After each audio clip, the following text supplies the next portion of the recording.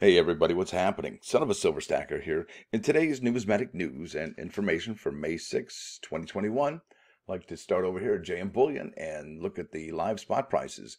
Gold is up $7.45 to $17.9851. Silver's up 25 cents to $26.81. Platinum is up $6.31 to $12.4395. And palladium is down $16 even to $29.91 even. Interesting. So, big news here, folks. Big news. Want to take you over here to Coin Week. There's an article by Louis Golino, dated May 5th, 2021. It says here, the Coin Analyst, U.S. Mint Roundtable on 2021 Morgan and P silver dollars, folks. Look at that. What do you see there? 2021 and 2022. So it looks like the Mint is considering making this an ongoing program. How about that, huh? Check this out.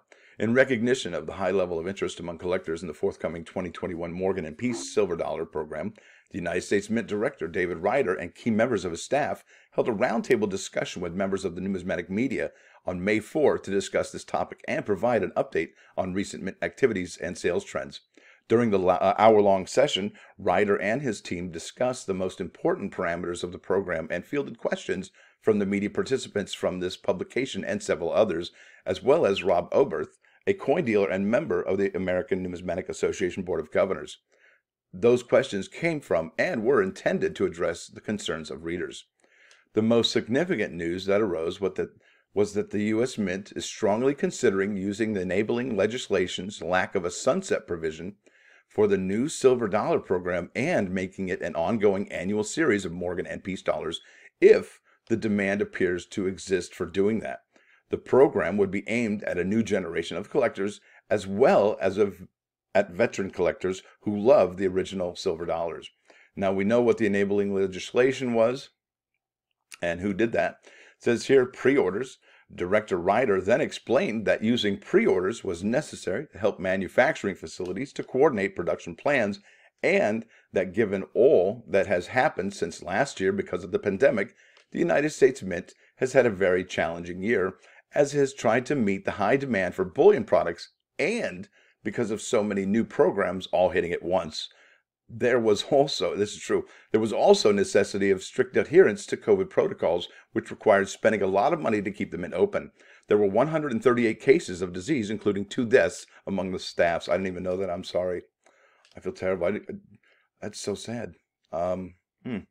Ryder also mentioned that the recent decision to reduce the household limit for the silver dollars from 25 to 10, which was a direct result of customer feedback, including many letters and messages sent to him. Joseph Mena, the United States Mint's chief engraver, clearly anticipated questions of the relief of the new coins, especially the Peace dollar, explaining that the coins are not technically high relief like the originals because of the profile of the artwork is higher than on the borders of the actual coins, which would make them not stackable. And we have reached out to the Mint for clarification on this, and we'll update this article when we get it. Okay, cool. It says here, better than the originals. Regarding the designs of the coins, Mena said that they were developed using key legacy assets at the Mint, including original 1921 Morgan and Peace dollar platers, galvanos, and tooling made with old Janvier reduction machines. And the result is one that best represents the original artist's intent. He added that by combining those assets with modern digital technology, you get better results than the originals because factors like extra lines added by the old technology are removed. This is incredible, folks. What do you think? You love this or what? Fellow roundtable participant and Coin Week editor Charles Morgan asked if there were any plans to strike circulation quality coins and added that the new coins would give collectors a chance to buy perfect, i.e.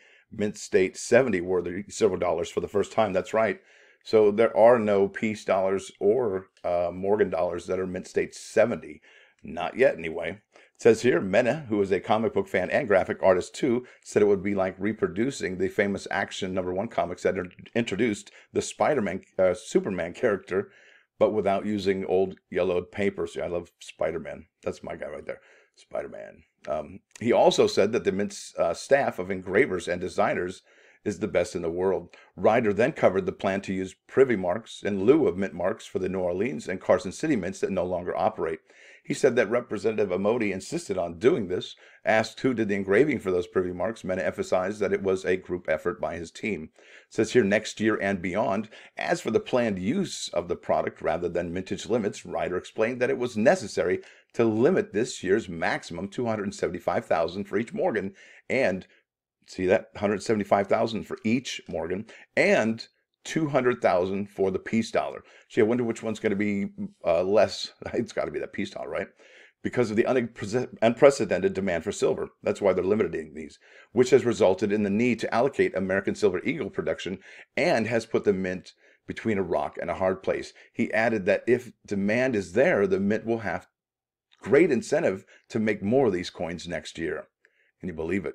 As for the possibility of proof versions, which collectors would love, this is another option that could be a possibility in 2022. The same is the case for the sets of all 6 coins, which are not possible this year due to the lack of silver planchets, especially with the imminent rollout of the Type 2 reverse American Silver Eagle. Sets would also be very welcomed by collectors, especially given the expected quick sellout of each product. You know it, baby.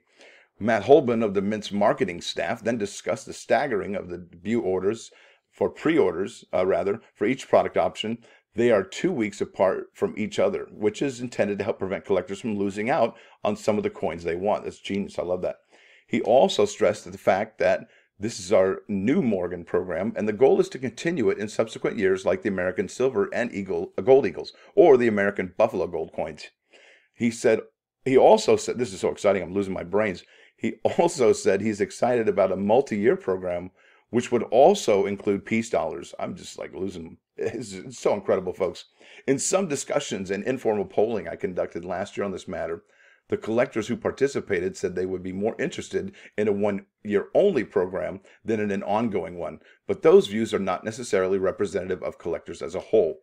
Matt pointed out that as is always the case, buyers will not be billed until their silver dollars are ready to ship, and that they should make sure that their payment information is updated if it changes between the pre-order period and October. Holy smokes, right? Can't get around that. You definitely want to stay focused on that. Charles suggested that collectors would like to see some of the coins sold in GSA type packaging, which Ryder said he would consider. Another participant asked how the new coins might impact the values of the original dollars and questioned whether they might devalue them. Obviously, it's not if you go to the eBay right now. While only time will tell, it is noteworthy that the ramp up towards the 2021 program, prices of the originals have been moving steadily higher. And one can be sure that many dealers will be doing promotions selling the old and new silver dollars together. Absolutely.